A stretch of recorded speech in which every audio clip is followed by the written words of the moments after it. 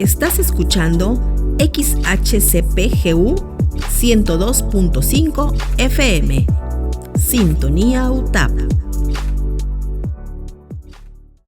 Muy buenas tardes, bienvenidos a Reacción Universitaria. Este es el programa de la División de Química de la Universidad Tecnológica de Tabasco. Hoy tenemos, como todos los martes, un programa muy interesante con un tema verdaderamente interesante y un gran invitado. Así es, buenas tardes. Es un honor para mí presentarles al ingeniero bioquímico José Fernando Córdoba Gómez. Él cuenta con la licenciatura en Ingeniería Bioquímica por el Instituto Tecnológico de Villahermosa y maestría en Ingeniería y Protección Ambiental por la Universidad Juárez Autónoma de Tabasco. De igual manera, es profesor de tiempo completo de la Universidad Tecnológica de Tabasco y anteriormente ocupó el cargo de director de la División Académica de Tecnología Ambiental. A su vez, ha sido distinguido a nivel internacional con el galardón Premio Conciencia de Biosfera José Celestino Mutis, otorgado por la República de Colombia. Le damos la bienvenida. Buenas tardes. Gracias, muy amable. Muy buenas tardes, maestro Fernando Córdoba Gómez, y muchas gracias por estar aquí con nosotros en este programa de la División de Química. Nuestro programa, fíjese que se llama Reacción Universitaria y donde estamos, decimos nosotros, aprendiendo, enseñando e innovando con química. Y hoy fíjese que coincide este tema que estamos tratando hoy con usted, porque ya hemos hablado del medio ambiente, de la gestión ambiental, con la parte de tratamiento de aguas, hemos hablado de residuos y hoy usted nos trae el tema de contaminación de suelo, un tema muy interesante, sobre todo para nuestra región, donde básicamente podemos presumir que Tabasco es fértil, ¿no? Tabasco es fértil, pero también Tabasco es cuna también de la industria petrolera, y entonces se convergen aquí muchas cosas que yo creo que a lo mejor tienen que ver con la contaminación del suelo. A ver, pero queremos que usted nos platique ya con base en su experiencia y todo lo que ha venido trabajando a lo largo de los años, a partir de que es ingeniero bioquímico y también es maestro en Ingeniería y Protección Ambiental. ¿Cómo se contamina el suelo? Claro que sí, gracias de nuevo. Bueno, pues hablar de la contaminación del suelo yo creo que es algo muy importante, ya que podemos definir que la contaminación del suelo es la alteración negativa de la superficie terrestre. Esta alteración puede ser por sustancias tóxicas o residuos.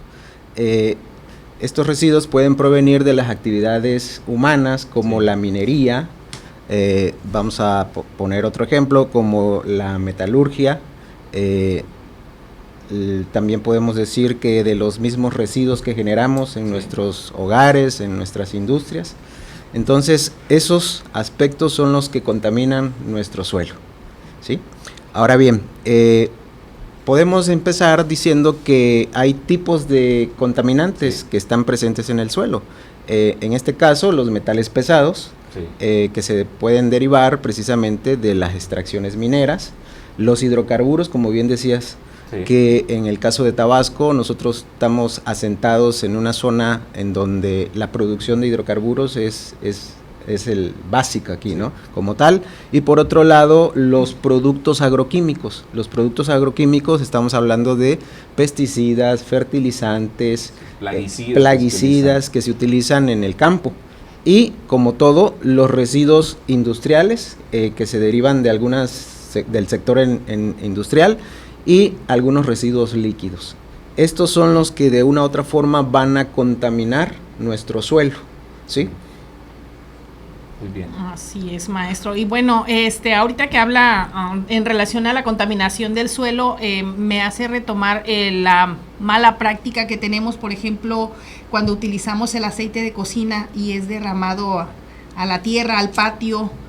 Claro que sí. ¿Cómo ocurre la contaminación ahí? Efectivamente, voy a hablar un poquito acerca de los tipos de suelo, ¿no? Sí. Decíamos anteriormente que hay 4 materiales que constituyen el suelo. La arena, que todos conocemos la arena que se utiliza por los albañiles. Ajá. La arcilla, que conocemos nosotros, que es como un tipo barro, ¿sí? La arena tiene esta característica que drena muy rápido el agua. En el caso de la arcilla, esa absorbe agua y su característica es plástica. prácticamente la tierra colorada la tierra colorada que nosotros conocemos, que agarran como barro.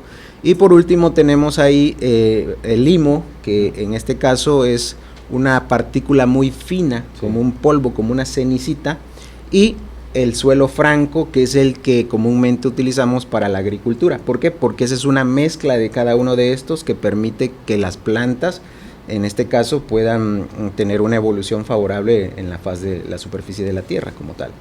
Bueno, en ese sentido, ¿qué sucede cuando derramamos o vertimos aceite? Sí. Estamos modificando la composición química o la estructura de ese suelo. Es decir, ese aceite no va a tener esa misma fluidez de drenar rápidamente como lo es en la arena, el agua. Por lo tanto, satura los poros de ese suelo y genera consecuencias negativas para el entorno de microorganismos que están presentes ahí. Y entonces no se lleva a cabo ciertos procesos físicos y químicos que se dan en el suelo, como la respiración, el intercambio catiónico, etcétera, etcétera, ¿no? Entonces eso ya altera la superficie del suelo y trae como consecuencia que se pierda la fertilidad del suelo, trae como consecuencia que haya, por ejemplo, acumulación de algunos metales, algunas otras sustancias tóxicas, como tal. Sí, básicamente ya que la maestra mencionaba la parte del aceite, y estamos también nosotros considerando que nuestro estado es rico en yacimientos petrolíferos, y prácticamente esta actividad también ha llevado a que existan accidentalmente derrames y se contaminen los suelos que incluso habían sido utilizados para la agricultura, pero este impacto los ha dejado prácticamente sin poder utilizarse ya para lo que se venía utilizando, y sucede lo que usted dice, que es aceite prácticamente lo que nos está cayendo en ese suelo y le está cambiando sus características. Ya los nutrientes pues ya no pueden estar disponibles, yo creo, para las plantas, ¿no? ¿Qué pasa en ese momento? En definitiva, el derrame va a tener un impacto ya sobre las mismas plantas que ya estaban ahí, el suelo lo absorbe, y eso, ¿cómo cambia prácticamente las características de ese suelo, ese derrame que sucede? Sí, efectivamente, al no ser un material de su composición natural en el suelo, cambia las características. ¿Por qué? Porque limita en algunas ocasiones esos procesos físicos y químicos, la composición de esa sustancia que está alterando la superficie terrestre como tal. Afortunadamente existen algunas tecnologías para el tratamiento de estos tipos de suelos contaminados, como podríamos mencionar el lavado de suelo, la biorremediación de suelo, la estimulación de suelos. Cada una de ellas obviamente se va a aplicar en función a las características de los componentes del suelo, para poder decir, esta tecnología va a tener buena aceptación y va a ir gradualmente mejorando esas condiciones del suelo. Okay. Sí, hay también, ahorita que ya estabas mencionando algunas tecnologías que se utilizan para descontaminar prácticamente los suelos, pero quiero irme antes, yo sigo con la parte de la contaminación del suelo, y mencionabas ya de incluso los fertilizantes que se utilizan, y yo creo que se utilizan de manera indiscriminada. Así es. Porque muchas veces puede ser que el suelo no esté necesitando de esos nutrientes extras que se le va a poner, pero en la cultura de la siembra, dices, después de que pongo mi semilla, a lo mejor ya en cierto periodo, ahora le tengo que aplicar el fertilizante, independientemente si el suelo lo necesite o no. ¿Qué sucede ahí si hay digámoslo así, una exageración en la aplicación de estos nutrientes en el suelo?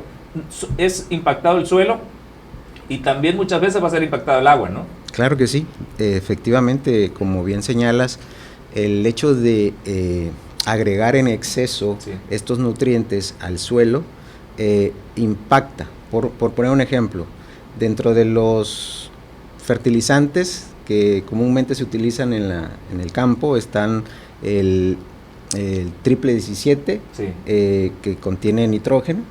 En ese sentido, el exceso de nitrógeno lo que puede causar en los suelos es, si hay cuerpos de agua cercanos, eutrofización en las aguas. ¿Por qué? Porque tanto las plantas como el suelo no están asimilando ese exceso de nutrientes, y combinado con algunos otros factores como la lluvia, la intemperie, el sol, eso hace que de pronto haya filtración o derrames o escorrentías a cuerpos de aguas, y ese exceso de nutrientes hace la eutrofización que va gradualmente matando el sistema o el equilibrio ecológico que hay en ese sistema como tal. Por eso vemos en las noticias que de pronto en la Laguna de las Ilusiones, sí, por citar un ejemplo, no quiero decir que específicamente sea, sí, claro, hay peces que están flotando, sí, que se están muriendo. ¿Pero por qué? Porque esa sustancia está en exceso, secuestra el oxígeno, y obviamente esas son las consecuencias de que esa forma de vida no tiene el oxígeno disponible para poder sobrevivir. Es un pequeño ejemplo, ¿no? Como tal. Lo mismo sucede en algunas plantas que ese exceso las quema, es decir, no están siendo absorbidas por las raíces, sino al contrario, ya está afectando a esa forma de vida y quema a las plantas como tal. Previo a eso, como bien comentamos, es importante hacer un análisis químico del suelo para conocer cuáles son los nutrientes que están presentes en ese suelo, y en función de eso poder decir si me hace falta este compuesto sí, claro, o este elemento en el que voy a agregar de manera proporcional, pero no como decías anteriormente, pues ya sembré, ahora para amarrar le voy a agregar más nutrientes, ¿no? Sí. Sí. No, pues qué interesante, y sobre todo, como decíamos muy bien, que nuestro estado tiene esa característica de que todo nace, dice, si ponemos cualquier semilla en nuestro estado, de todas maneras se germina y tenemos una planta, maestra. Así es. Bueno, estamos en el 102.5 de FM. Les invitamos a continuar escuchándonos. Vamos a una pausa y regresamos. Estás escuchando XHCPGU 102.5 FM. Sintonía UTAP. Bueno, continuamos con esta charla, y bueno, como ama de casa me gustaría pues abordar el tema también desde esa perspectiva, ¿no? Porque muchas veces creemos que son las industrias únicamente las que contaminan el suelo, pero hay prácticas que se llevan dentro del hogar, como por ejemplo el uso de suavizantes de telas, aromatizantes para el piso. ¿Son contaminantes que realmente tienen un impacto ambiental notorio? Sí, de hecho, en este ejemplo que pones, efectivamente en nuestras casas a veces no tenemos el cuidado de darle un manejo y disposición correcta a esos residuos. Comentábamos hace rato lo del aceite, ¿no? Podemos freír algunos pescados, algunas carnes, y de pronto nos queda un remanente de ese aceite, y algunos lo primero que hacen es pues tirarlo al drenaje, ¿no? Entonces, obviamente ese aceite va al drenaje, a las coladeras, los caños, y genera un problema mayor porque esas grasas se van acumulando y se hace un taponamiento. Si bien es cierto, va al agua, pero esas aguas, si no tienen un tratamiento biológico que permita la degradación de esa materia orgánica, pues va a generar contaminación en suelo. Otro ejemplo que podemos ver comúnmente en nuestras casas es cuando de pronto le estamos dando mantenimiento, me ha tocado ver mantenimiento a las estructuras de hierro, raspan, pintan, con las brochas las enjuagan de solvente, y ese solvente lo tiran al alcantarillo. Entonces obviamente sí, esas aguas van bautizadas de aceites, de solventes, thinner, que afortunadamente existen plantas de tratamiento de aguas residuales, pero eso afecta gravemente a la estabilidad del proceso. ¿Por qué? Porque esas aguas están trabajando bajo un proceso, vamos a poner biológico, que ya está de una u otra forma estabilizado, y el agregar esas cargas o llegar a esas desestabilizan el proceso y pueden en un momento dado crear un desequilibrio en su momento, ¿no? Pero a nivel domiciliar podemos nosotros implementar ciertas alternativas para poder darle un manejo adecuado a esos residuos, como ir recuperando esos aceites, guardándolos en un bidón, en una garrafa, y posteriormente llevarlo a centros de acopios que se encargan de poder almacenar esos residuos y darles un manejo de disposición final. ¿Sí? Sí. Maestro Córdoba, Estaba mientras ustedes nos respondía este cuestionamiento, pensaba en qué otros contaminantes puede haber aquí en nuestro estado que puedan ser de gran importancia. Ya mencionaban los derrames accidentales de hidrocarburo, la misma parte de la agricultura con los plaguicidas, pesticidas que impactan nuestro suelo. ¿Qué tanto impacto hay con los residuos de la construcción? Y voy directamente a la parte de cuando dice, incluso ves en algunos lugares que dice se recibe escombro, ¿no?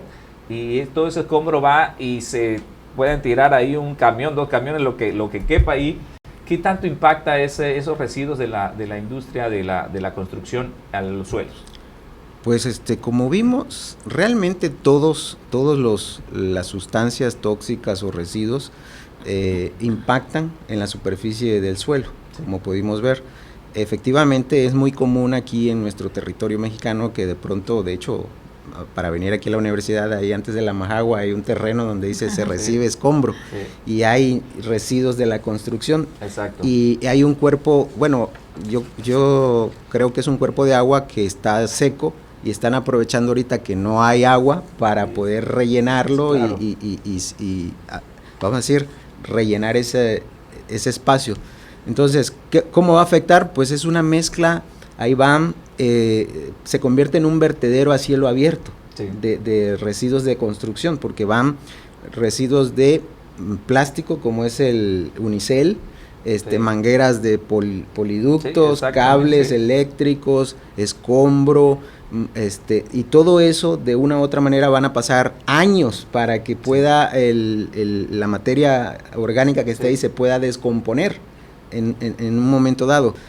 Lamentablemente las consecuencias todas están interconectadas. ¿Por qué? Porque en los tiempos de agua eso se va a solvar, claro, no va a drenar bien ese suelo, y ya vamos a tener que hay gente que está inundada. ¿Por qué? Porque el suelo no está drenando esa agua, no está haciendo que corra o que fluya, sino que al final estamos tapando esos poros, ¿sí? Y si es arcilla, que es plástica, que sí, parece, claro, barro, obviamente el agua se va a saturar y ahí va a estar. Entonces el impacto es significativo. Como decimos, todas aquellas sustancias que alteran la superficie terrestre, que pueden ser esos residuos o que pueden ser sustancias tóxicas, van a contaminar ese suelo, ¿no? Entonces, sí, yo creo que aquí un aspecto muy importante es la educación ambiental, es decir, que podamos hacer ese proceso de sensibilizar a las nuevas generaciones para que vayan de una u otra manera tomando conciencia de cómo darle un manejo adecuado a cada uno de esos residuos, porque no nada más son los derrames de hidrocarburos, también están los vertederos de basura. Por donde quiera que sí, vamos en la carretera hay una poza donde están tirando residuos, donde están quemando plástico, también, y todo eso va a la atmósfera. Y cito un ejemplo o hago una pregunta: el cambio climático, que es el que estamos viviendo, sí, actualmente, ¿será que está interrelacionado o tiene que ver con el suelo? Completamente, ¿no? ¿Por qué? Porque resulta de que el cambio climático se deriva del calentamiento global. Sin embargo, lo voy a poner en esta perspectiva. Hace 500 millones de años, el carbono, que es la fuente de la vida, como todos conocemos, los CHOMPS, que son carbono, hidrógeno, oxígeno, fósforo, azufre, ¿sí?, dan pauta a la vida en la Tierra. Sí. Sin embargo, en ese tiempo había un equilibrio, vamos a decir, asombroso entre el carbono y la superficie de la Tierra. Sin embargo, nosotros como la especie en mayor predominancia, sí, logramos desarrollarnos y logramos explotar precisamente el carbono de la parte fósil para la transformación de energía. Y podríamos decir, evolucionamos, pero en esa evolución rompimos el equilibrio ecológico de ese ciclo. ¿Por qué? Porque actualmente estamos eliminando más carbono a la atmósfera. Sí. Los 5 principales reservorios de carbono en el planeta están la atmósfera. Estamos hablando de la biosfera, sí, el suelo, los océanos y precisamente lo que está en el suelo enterrado, los fósiles como tal. Pero el hecho de estar sacando carbono y quemando energía para producir, estamos liberando miles de millones de toneladas de carbono. Es decir, hay un dato por ahí que son 880,000 gigatones de CO2 que se liberan a la atmósfera. Un gigatón equivale a 1,000 millones de toneladas de carbono. Entonces, obviamente, ¿qué necesitamos hacer? Pues prácticamente meterle un control a esas emisiones de carbono, ¿no? Como tal.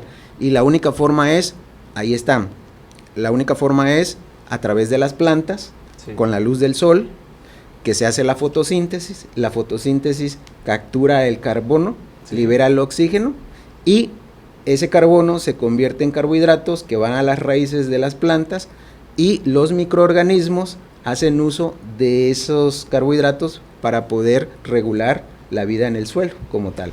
Entonces, ahí podemos ver a grandes rasgos esa ruptura de ese equilibrio. La respuesta a eso está en que tendremos que darle un buen manejo al suelo, a la parte agrícola, y seguir sembrando carbono, pero es decir, acumulándolo en el suelo, no liberándolo prácticamente donde lo sacamos, ¿no? Exactamente. Entonces, si se dan cuenta, todo está interrelacionado en este sentido, ¿no? Sí, y fíjense que mencionaba esa parte del calentamiento global con precisamente todos estos gases de efecto invernadero, y tenemos aquí que salieron del suelo, como dicen muy bien, a través de la quema, a través de, por ejemplo, pienso en un pozo petrolero, ¿no? Y con los quemadores que hay ahí, y seguimos mandando carbono, y la forma, decía usted muy bien, a través de las plantas, captando ese CO2 y regresando el carbono. Pero si cada día tenemos menos plantas a través de la deforestación que se hace en los suelos, ¿cómo entonces poder? Todavía le anexamos otro problema, ¿no? Porque si bien todas las plantas que pudieran estar ahorita en el suelo están haciendo esa captación y necesitamos más, pero nosotros le quitamos al suelo esas plantas que tenemos, pues se agrava el problema. Efectivamente. Pues ahí prácticamente, como decíamos hace rato, es educación ambiental, es llevar a las nuevas generaciones a que entiendan que a través de un buen manejo de esos recursos naturales podemos nosotros garantizar la sustentabilidad para las futuras generaciones, ¿sí? La respuesta está en nosotros, pero todos tenemos que sumarnos y adoptar precisamente las medidas de prevención para poder llevar a cabo nuestras actividades antropogénicas y empezar desde nuestras casas. Sí. Porque, por ejemplo, en nuestras casas a lo mejor dicen, los plásticos no separo la basura, no logro aprovechar los residuos orgánicos para compostarlos y depositarlos en una maceta y hacer que en vez de que vayan a parar al dren, a la cañería, yo pueda darle un aprovechamiento a esos residuos orgánicos a través de un proceso de compostaje, ¿sí? Afortunadamente esas tecnologías están a la mano y yo creo que son fáciles de poderlas implementar hasta en nuestros domicilios. Afortunadamente la Universidad Tecnológica, a través de la carrera de Química y la División de Ambiental, ha podido implementar cursos de capacitación para todas aquellas personas que estén interesadas en el manejo de esas tecnologías de compostaje. Hemos incidido en el entorno de la Universidad Tecnológica capacitando a productores agrícolas de algunas zonas de aquí, de la universidad. Sí. Muy bien. Pues qué importante también labor que se está haciendo a través de la Universidad Tecnológica, y está, como dice el maestro Córdoba, abierta a todos aquellos que estén interesados en alguna tecnología ambiental que se requiera para el suelo, para el aire o para el agua. Tenemos estos especialistas en la División de Química. Así es, y bueno, hablando de temas en relación al medio ambiente, pues es poner nuestro granito de arena de manera individual y, como bien se mencionaba, ¿no?, en nuestros hogares o a nivel institucional también. Entonces, le agradecemos al maestro José Fernando el que nos haya hoy impartido sus conocimientos en relación a este tema tan importante. Les recordamos seguirnos en nuestras redes sociales. Hasta pronto.